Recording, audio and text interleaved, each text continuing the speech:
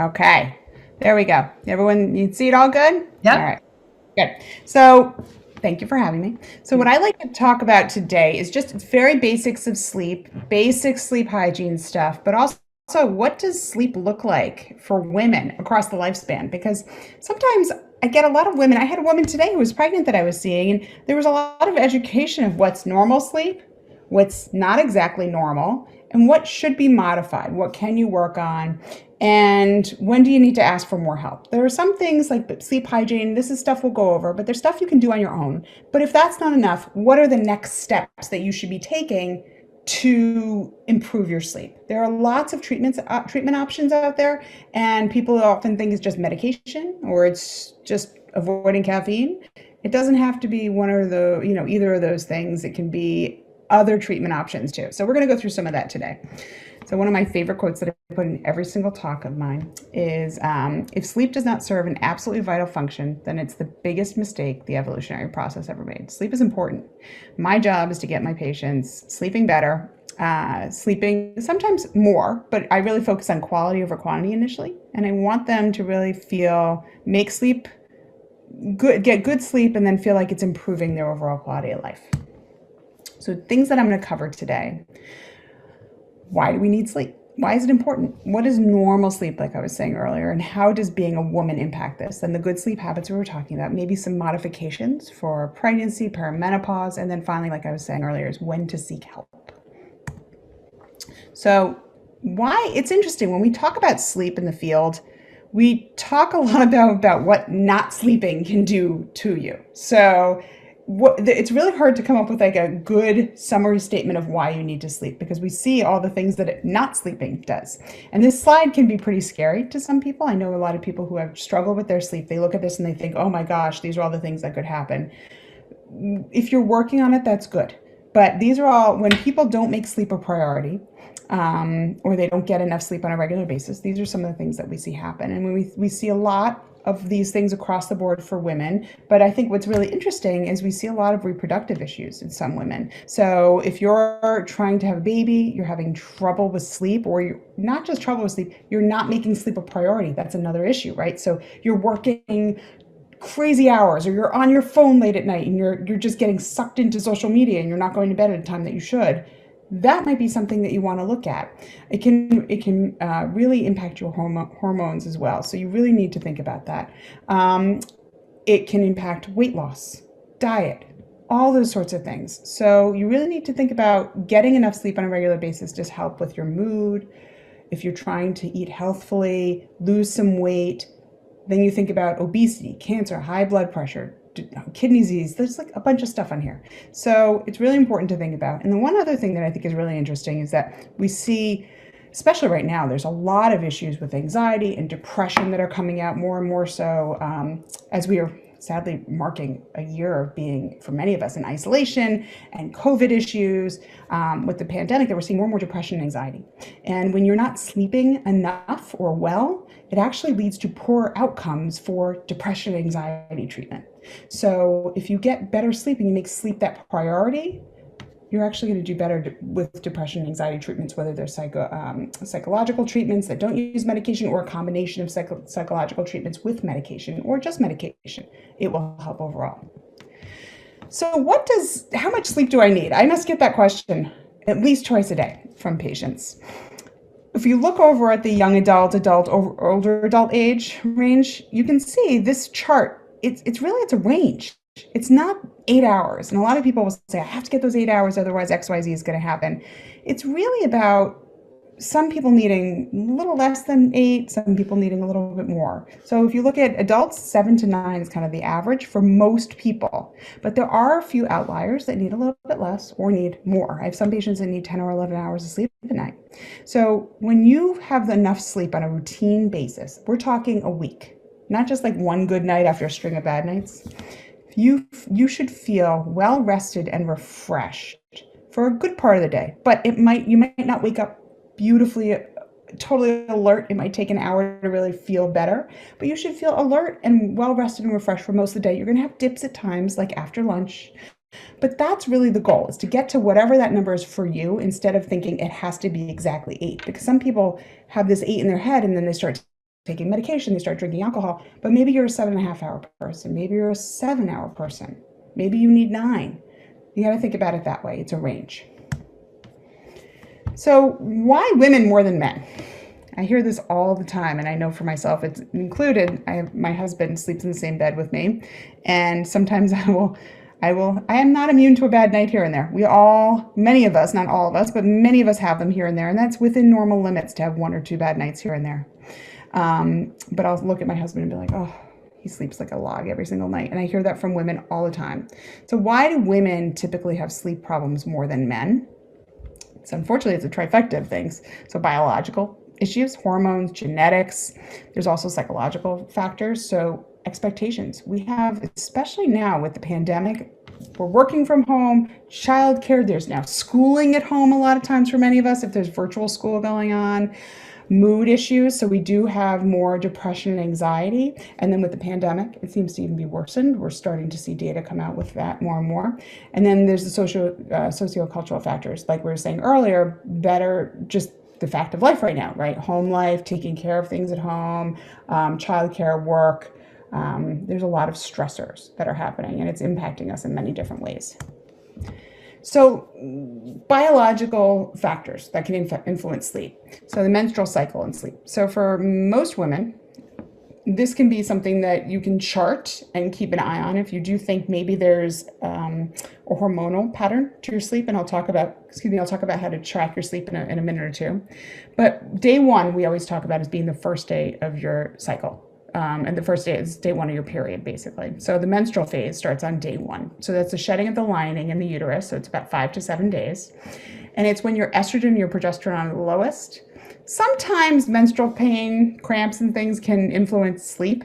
But typically you tend to sleep better during that phase, towards the end of that phase, especially. And then once you're done with menstruation, you move into the follicular phase. So that's now about 14 to 16 days. That's after you have your period and up to ovulation. That's when your estrogen starts to rise, your progesterone's low, and that's actually the point where you tend to have the most normal looking sleep.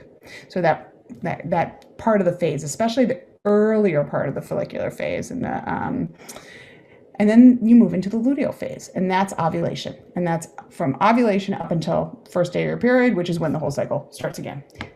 During the luteal phase, your progesterone and estrogen are high, but then you start to see more insomnia, fatigue, mood swings, you have more fragmented sleep.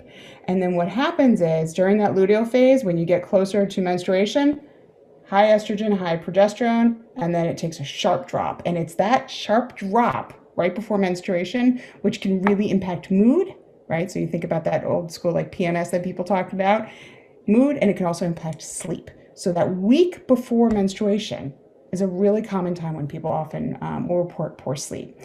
So it's something, if you notice that happening every single month, that's something you might want to talk to your gynecologist about, because there are treatments that can be done regarding that, especially if you really have a very strong tie to that drop in the estrogen and progesterone. Another thing people often notice a lot too is that they might have headaches and migraines around that time as well. And sometimes there are treatments, hormonal treatments, there are various treatments that you can talk with your gynecologist about that can help to keep your hormones a little bit more regular and even, because that sharp drop can lead to migraines as well. So keep that in mind.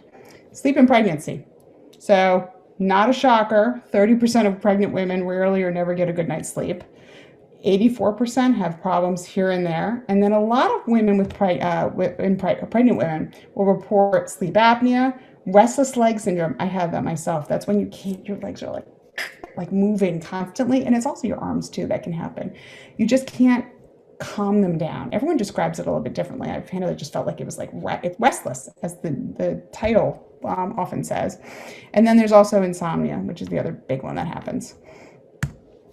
So in sleep, when you're pregnant, first trimester, you're typically very, very sleepy. Want to nap a lot more, but then you just, because of hormonal changes, there's a lot more like just uncomfortable, like just pain, breast tenderness. You have to pee a lot at night. And then the other big thing is nausea and vomiting, maybe having to wake up in the middle of the night because you have some morning sickness. Second trimester tends to be the most normal sleep. That's when restless leg issues, contractions can start to come out. But typically second trimester is it's like a breath of fresh air for many women. Third trimester, that's when it starts to go downhill again.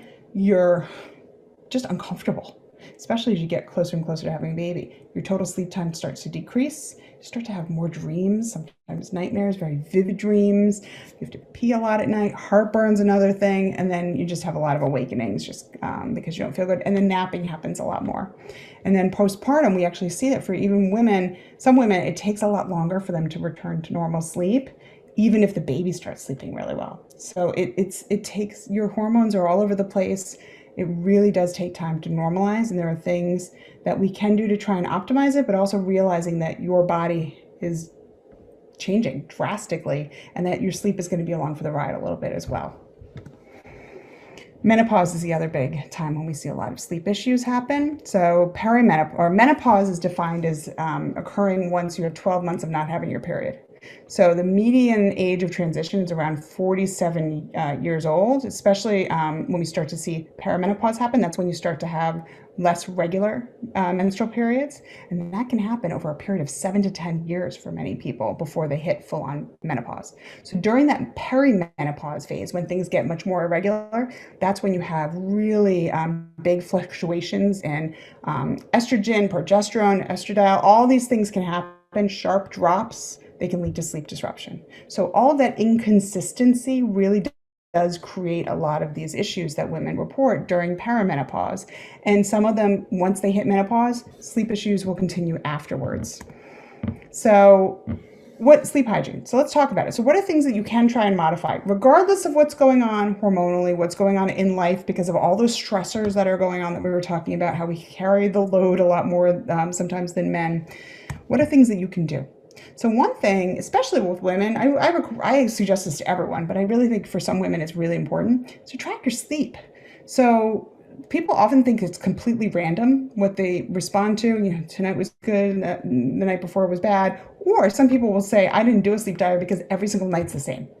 You might find there are little things that are a little different, or there are things that you do that might actually influence your sleep. And if you can record your sleep for 2 weeks, it might actually prove beneficial. The best way to do it, in my opinion, I'm pretty old school. I like to I have a piece of paper, and I'll show you, I have another slide that has my sleep tracker. It's also, I have a slide for my book later on, but it's in my book too. I love people to just write it on a piece of paper. I don't want you staring at the clock. I don't want you obsessing over the time at night. I just want you looking at it or looking at the paper and just kind of guesstimating. I got in bed at midnight. I think it took me an hour to fall asleep. Maybe I was up 3 times for 2 hours in the middle of the night, and I woke up at 6 in the morning. You just want guesstimates. Because if you see some nights were really bad, you'll see that on a diary, 4 hours versus an hour. You know which night was much worse. Now, people ask me all the time about the activity trackers, like the watches, the Fitbits, all that sort of stuff. They are, I think, really good for people who don't make sleep a priority. So if you can sleep, but you might just not be getting enough because you're lurking late, or like I said, on social media or whatever that might be, then the activity trackers are great, or the watches are great, because it might make you more honest with yourself and say, oh my gosh, I didn't get into bed until 3 in the morning every single night, and I'm getting up at 8 in the morning. That's not good. So it might wake you up to it. No pun intended, but now I see what I did. A little bit more with the trackers. But that being said, there's more and more data coming out, and I see it time and time again with my patients, that the trackers make insomnia worse. So if you're someone who, it's not that you're not making sleep a priority, it's that you have trouble sleeping. People with insomnia make sleep a major priority. They want to sleep. Having these things actually can make it worse because you're just hyper focused on what the watch says. It says I woke up 5 times last night. I didn't think I woke up 5 times, but it said I woke up 5 times. I'm not getting I'm getting restless sleep. I'm not getting enough of the deep sleep. All that stuff is actually making insomnia worse. So I recommend people step away from the trackers if you're having trouble sleeping, and instead take out a paper diary. Go by your own perception, because that's what you're treating. It's about perception when it comes to sleep issues, or especially insomnia. Here's an example of my sleep diary. Like I said, you can go to my website, you can get this in my book. It's all on here. The left side is a double line. The left side is what you fill out right before bed, and the right side is what you fill out in the morning. So any naps, what time you got in bed, any caffeine, all that sort of stuff. Then in the morning, you fill out how long did it take me to fall asleep? How many times did I wake up in the middle of the night? Was I awake a lot? And then what time did I finally wake up, and what time did I get out of bed? And then you just do that for about 2 weeks, and then look at it and see if there are any patterns that you notice. Maybe if you nap, do you notice that it takes you a lot longer to fall asleep? Or do you wake up more in the middle of the night? Are the nights that you sleep in the next morning, do you then have trouble falling asleep the next night? Are those patterns that you can pick up on? So one of the biggest goals for sleep hygiene that I talk about all the time is consistency. We have a body clock that's set into us, and your circadian rhythm needs consistency. So our body clock is that circadian rhythm. It's on about a 24-hour day, and it needs to go to bed around the same time and wake up around the same time every single day. And when we shift the weekends, weekdays, especially if you have trouble sleeping, your body clock never fully gets set. So I stress to patients, really wake up at the same time 7 days a week. If you wake up at the same time, it makes it easier to fall asleep at the same time every night because you're up for the same amount of hours. You don't have a clock that says weekday, weekend. It's really in your body. It's got to be the same 7 days a week. It's a hard one to do, but it's really effective. The other thing I see is, what if you can't make time for sleep?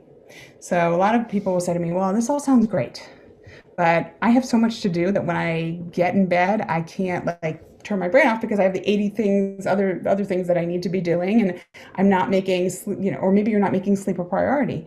So just think about prioritizing. So I always want people to have at least a half-hour wind down. I have a slide that talks a little bit about that in a minute. I want people to make priority of winding down because sleep's not an on-off switch. So what else can you do and get rid of maybe that night so that you can make that wind down time a little bit of a priority? Do you have to, I think I have it somewhere in here, but do you have to do the dishes? It drives me crazy when my dishes are not done and my sink is full of dishes. But sometimes I have to say to myself, the dishes can wait until the morning. It's okay. But are there things that have to be done? Like, do the lunches have to be made tonight? Or can the kids get lunch at school? Can you buy lunch? Like, what are the things that are negotiables? Maybe you don't like it, but that can help you put your health as a priority as well. And then try to, even if you don't have a lot of time for sleep because you're up doing something late at night, or you have a talk or whatever, whatever it is, it's not that late here in New York, but if you're up very late for some reason, try to optimize the time that you actually have for sleep. So make sure that you're not eating too close to bed, and I'll talk about that in a minute. But really, if you don't have a lot of time because you just have too many demands, optimize the time that you have. But don't make a pattern out of not getting enough sleep on a regular basis. And then the other thing is, with all these suggestions that I say, start small. Sometimes it's hard to bite off all the things at once. So maybe just pick one thing, get good at that. So track your sleep, maybe get better at tracking your sleep for a week or two. Once you're good at that, then pick one more thing that you can bite off. Maybe it's caffeine intake, maybe it's something else, and then move from there. So what are some of the just basics for sleep to consider?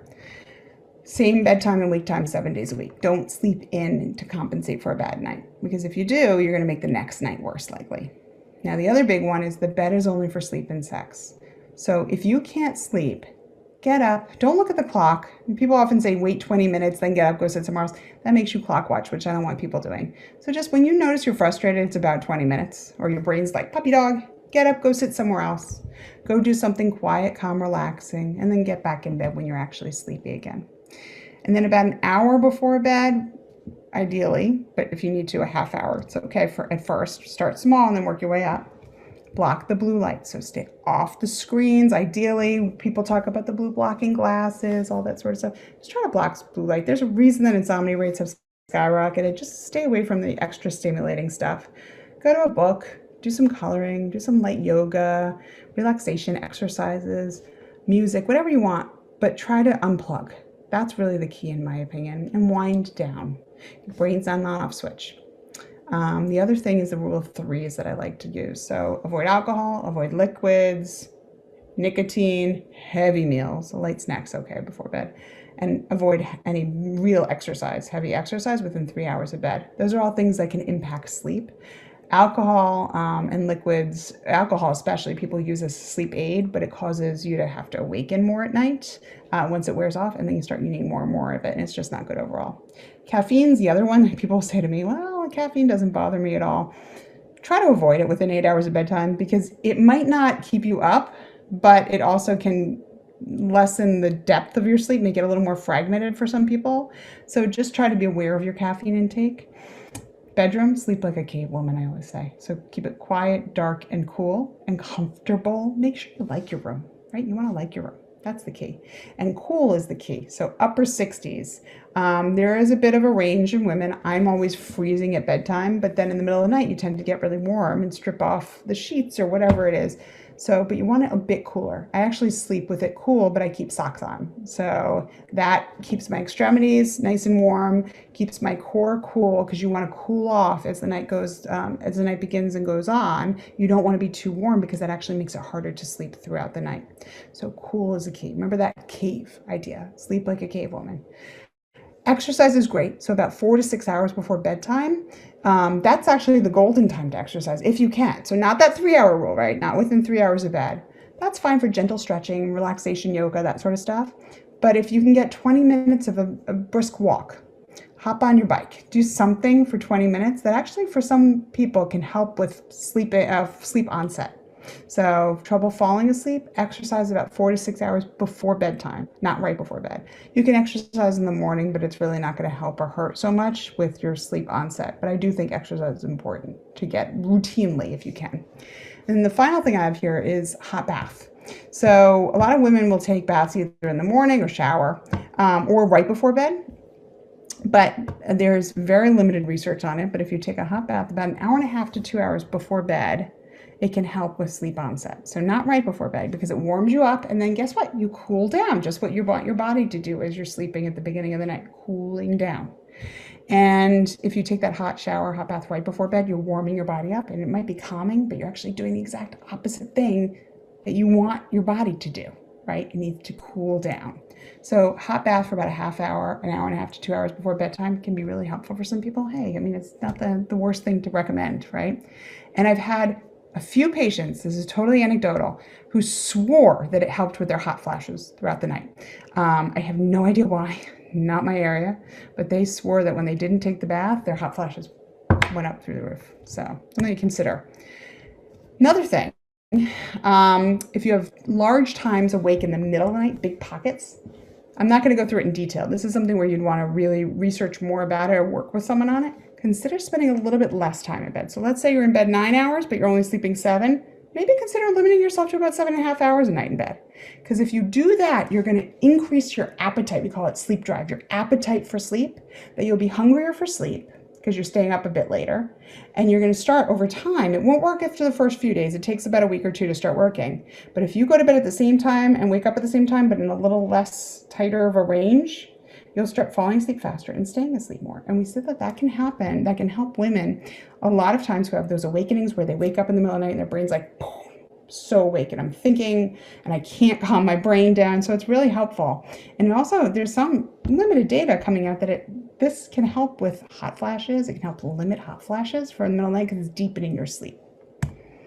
Relaxation and stress techniques, I don't really see them necessarily fully as a cure for chronic insomnia, but I think it's a good idea to learn stress management techniques. And I always say that these things can help set the stage for a good night's sleep. So it doesn't mean that they're going to make you fall asleep, but you want to think about it as that dimmer switch. The on-off switch is the dimmer switch. So these are good things to all do right before bed within that hour, ideally in a chair because the bed's only for sleep and sex, right? So if you're not sleeping, you're not going to be in the bed ideally. So you'll be sitting somewhere else. You can do these relaxation exercises if you're not sleeping. Those are really good things to try. Visualization. There's so many apps out there now that do meditation. I'm all for them. I've recorded some myself. I think they're great. I don't love people relying on them in the middle of the night because then you're staring at a clock and you're staring at blue light. So it can actually make sleep worse. So just try to not stare at the screen if you're using those things. So CBT for insomnia. So what is it? It's a very effective treatment that's not medication-based. It's what I specialize in. It's for insomnia. It's the gold standard treatment for primary care and sleep medicine. So we try to use it before we use medication, believe it or not. It's short-term, typically 4 to 12 sessions for most people. I don't even see people weekly. I see them every other week usually. I see them over Zoom right now. And what it does is it has sleep hygiene. That's the basis, but that's not the whole thing. It's much more tailored to changing your bedtimes, your wake times, the cognitions, the worries about sleep that you might have. People often try to control them, like the lack of being able to control your sleep makes them try to control it more in a weird way. So worrying about sleep can make it worse. So it's teaching patients ways to consolidate their sleep, change their bedtimes, wake time, change what they're doing in bed, taking the things that I talked about earlier, doing it much more in depth and tailored to the person, and then also working on their thoughts about sleep. And the Society of Behavioral Sleep Medicine has a list of credentialed providers. So I always recommend that people go to that website to look for people who actually have really have had supervised training, fellowship training. You're going to get what you're looking for there. So what about medications and supplements? So I have a whole list here. There's the typical ones listed at the top, the benzos, the newer benzos. They work for many, but they don't work for everyone. A lot of the patients I see say it works for a little while and stops working. It really it depends on the person. Higher rates of fogginess, sleepiness. They're not without side effects, significant side effects for a lot of people. And we really try not to use them for older adults. The other thing you need to keep in mind with all these things is that with women, especially when you're pregnant, especially when you've hit perimenopause and menopause, sleep apnea rates, so snoring, pauses in your breathing and cessation in breathing throughout the night, any of the kind of choking, gasping that can happen can be worsened if you have even mild sleep apnea or on the cusp of mild. Any of these sedating medications can worsen all of that stuff. So if you have some sleep apnea, it might actually look like you have insomnia because you feel so tired in the morning, and you might have some awakenings in the middle of the night. So maybe because you're snoring, right? So you wake yourself up because you've been snoring. You kind of had a pause, a choke and gasp in your sleep. You don't even know that that's what woke you up, but you wake up, and then maybe you can't get back to sleep, but it was an apnea that woke you up. So if you have apnea, it makes sense to actually treat the apnea more so than going down the medication route, because these medications can make the apnea worse.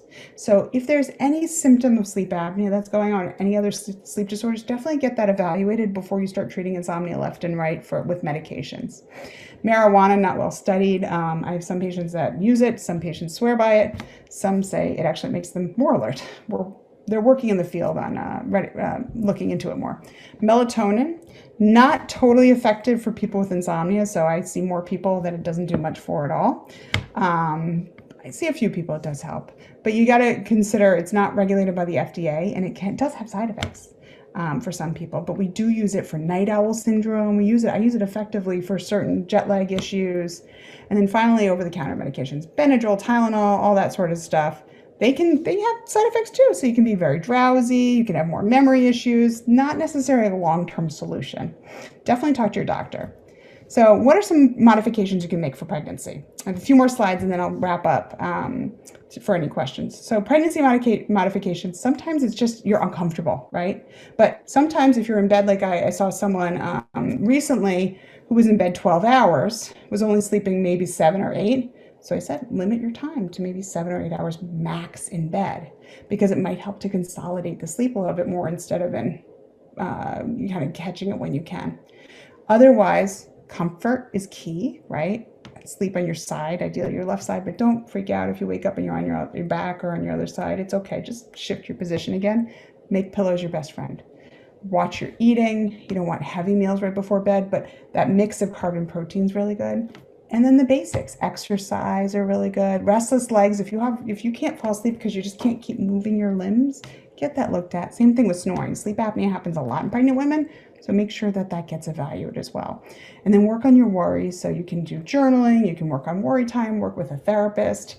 I have a chapter in my book that talks about worry control as well, and worry management, all stuff that you can think about, as well as meditation is really helpful. Menopause modifications, so lifestyle changes. So alcohol, smoking, stimulants, caffeine, those things can really affect sleep during menopause. Hot baths, like I mentioned earlier, and exercise, those are things that can actually really make a difference for some people. Otherwise, think about the core body temperature. So if you wake up during a hot flash, consider making sure that your room, first of all, is nice and cool, like we were talking about earlier. Moisture wicking sheets, moisture wicking pillows, pajamas that are moisture wicking, dress in layers if you have to, cold drinks. I actually have had patients keep a bucket of ice next to their bed with a towel on it, and then if you wake up in the middle of the night, put it on the back of your neck. It will cool you down a lot faster. And weight loss for some women is recommended because it does help with some of the hot flashes. And then other things to think about. So like I was saying, cognitive behavior therapy, that's for any type of insomnia, regardless of what the cause, is very effective for many people. Acupuncture has some some limited data behind it, but it's something to look into if I have someone who's just struggling. It's something I'll recommend. And then pharmacologics. So there are other medications or over-the-counter things that you can talk with your gynecologist about that can help sometimes hot flashes, because it's the biggest thing that really impacts people's sleep at night. Estrogen replacement, so you're going the hormone route, but also black cohosh, evening primrose oil. Talk with your doctor first about trying any of these things. And then some medications, antidepressants, actually do help really well with hot flashes. So it's something to look into. And then finally, some sleep disorders that are really common that look like insomnia, but aren't usually, or that might create insomnia, but need to be addressed as well. Sleep apnea, like I said, think of the insomnia that's itself there. Restless legs, so you can't relax your limbs, and you're just so restless that it makes it look like insomnia, but there's actually a physiologic cause to it. A lot of times it's iron deficiency that we look for initially. So sometimes an iron supplement can help, but make sure you get that tested first. Sometimes people have periodic limb movements at night, so they kick a lot in the middle of the night in a very rhythmic way. And so the way you can tell is sometimes if your spouse is saying that you're rhythmically kicking at night, or your bed partner, or if the sheets tend to be all over the place and knots in the morning. And then nightmares can also be impact sleep. So if you have frequent nightmares, there are really good treatments for nightmares. So it's something to look into. Don't just suffer with nightmares just because you figure there's nothing that can be done. There are really effective treatments. Some of them are really quick that can be effective for some people. Imagery rehearsal therapy is one thing to look into. And then there's medications like prazosin. So when do you seek help? So if the basic sleep hygiene stuff I was talking about is not enough, that's when you look into either cognitive behavior therapy for insomnia, or you go to a sleep center and you ask, okay, maybe I have sleep apnea, maybe something else is going on. Can you evaluate me a little bit more? There's so many things to look for and so many ways to treat different sleep disorders that you shouldn't just throw in the towel and just accept that you'll sleep one day many years down the road, especially when you're in perimenopause. There are really good treatments, and don't suffer in silence. And finally, here's a copy of my book. And you can get it on Amazon, you can get it most places. It's pretty widely available. And if you have any questions, you can go to my website. So thank you very much. That was awesome. All right. Well, thank you so much, Dr. Shelby Harris. I would like to open it up to questions for you guys now. Does anybody want to raise their hand? I can let you talk, or we can just have you chat it.